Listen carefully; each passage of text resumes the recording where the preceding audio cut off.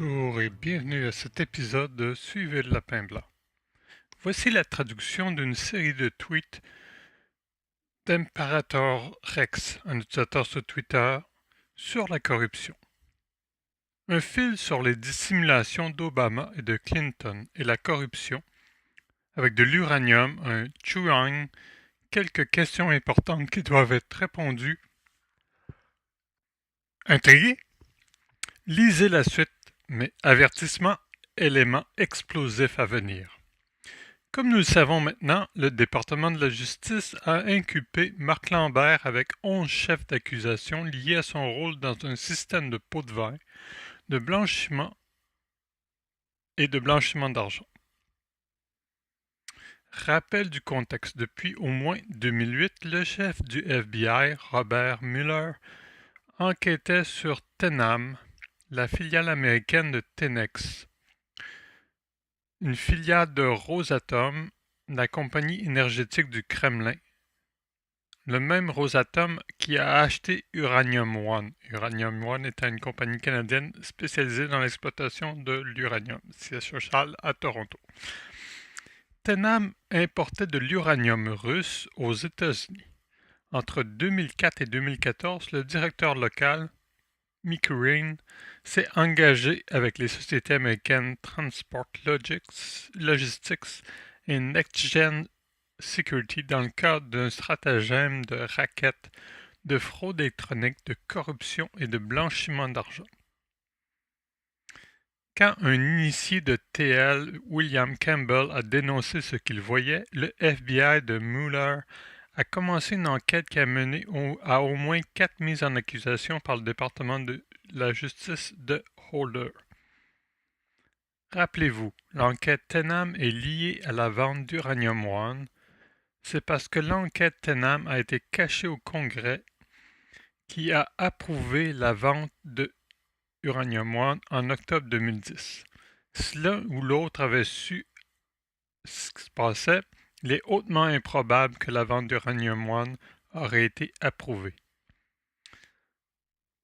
Et plus vous analysez l'enquête de Tenam, plus il apparaît que l'administration Obama et ou Clinton ont voulu délibérément cacher ce fait. Considérez, William Campbell, le dénonciateur, a été bâillonné par Holder et Lynch. Nous devons encore entendre le témoignage de Campbell qui a apparemment des preuves accablantes sur Tenam impliquant les Clinton. Maintenant, considérez ceci.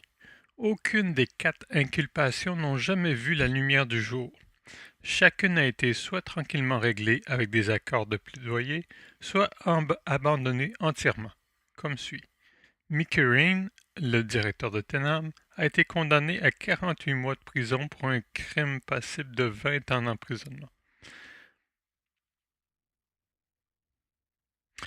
Darren Condrey, accord de plaidoyer, anticorruption, conspiration. Carol Condrey, en vertu d'un accord de plaidoyer, son cas a été abandonné.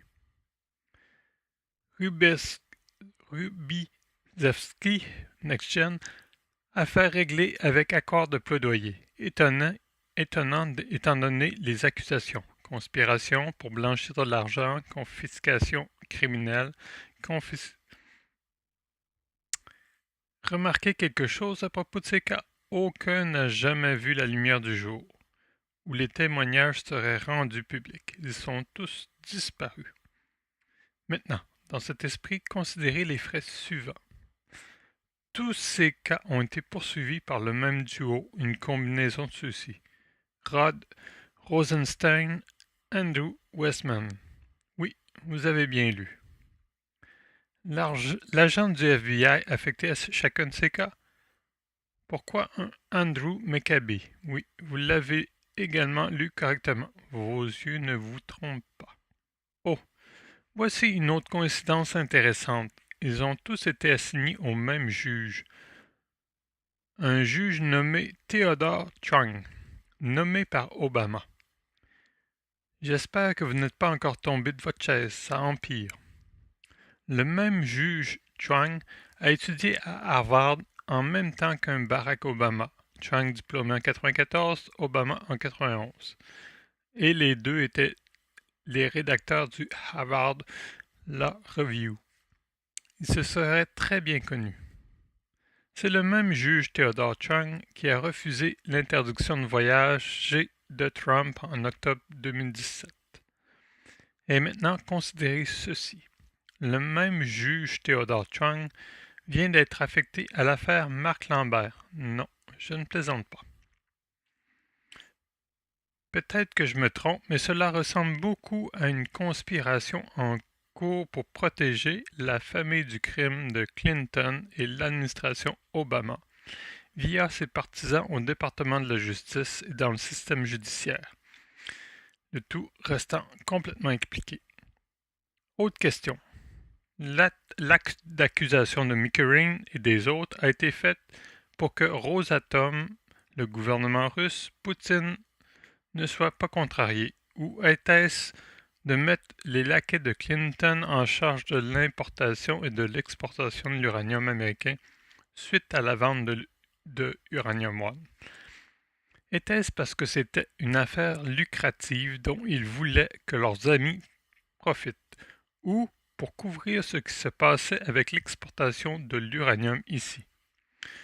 Nous savons qu'avec la conclusion de la vente d'Uranium One, l'uranium américain a été exporté des mines Uranium One. Eric Holder a-t-il mis fin à l'enquête de Robert Mueller ou a-t-il dirigé Mueller tout le temps avec Andrew McCabe? Est-ce qu'il le fait toujours? Tant de questions. Barack, pouvez-vous nous aider? Bill et Hilary, peut-être que vous pouvez aider. Et vous, Eric? Ou que pensez-vous, juge Chang? Après tout, vous étiez tous impliqués. Pourquoi ne pas aider? Maintenant, vous n'avez plus de pouvoir, vous êtes complètement exposé, et les réponses vont sortir de toute façon. Nous méritons des réponses. Ce que votre criminel, ce que vous avez fait de criminel, ce qui est découvert quotidiennement, est un crime massif contre les États-Unis. Citation de Lord Acton, le pouvoir tend à corrompre, et le pouvoir absolu corrompt absolument. C'était vrai en 1887, c'est vrai encore en 2018.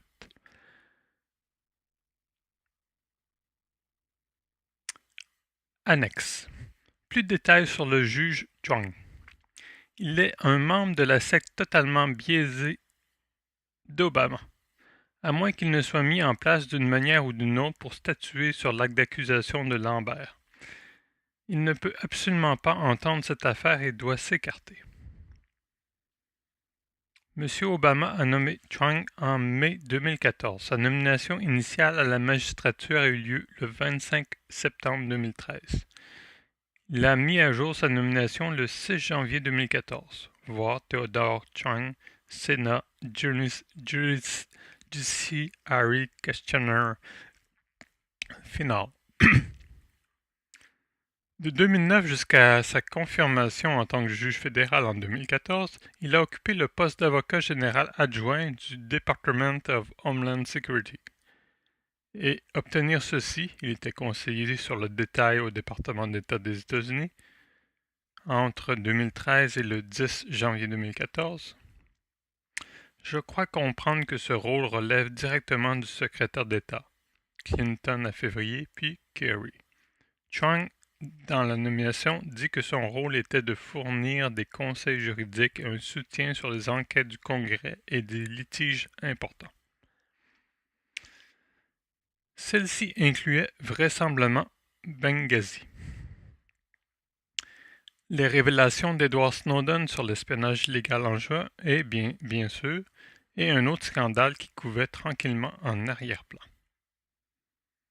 Le 3 mars 2013, le jour où l'adresse email hdr22@clintonemail.com a été connue, après qu'un hacker connu sous le nom de Guccifer ait compromis l'ancien compte de l'aide de Bill Clinton, Sidney Blumenthal.